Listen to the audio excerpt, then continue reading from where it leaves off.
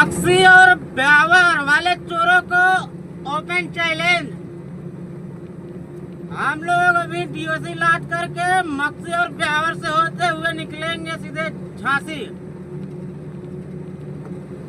चलो चोरों आ जाओ, दम है तो पकड़ के दिखाओ एक बार। अभी रात को 11 बज रहे हैं, इसी रोड से निकल रहे हैं। रोड दिखाते हैं, अभी देखो रोड।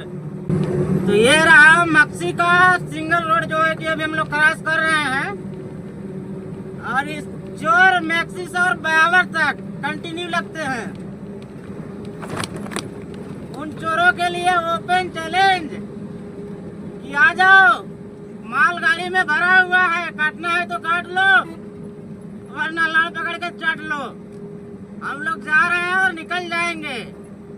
भाई जब मिस्टेक से कभी आगे मत आ जाना, वरना ब्रेक तो लगेगा ही नहीं लगेगा। 1020 का टायर सीधे छाती पे चढ़ेगा 18 का 18। उसके बाद दम है तो आ जाओ,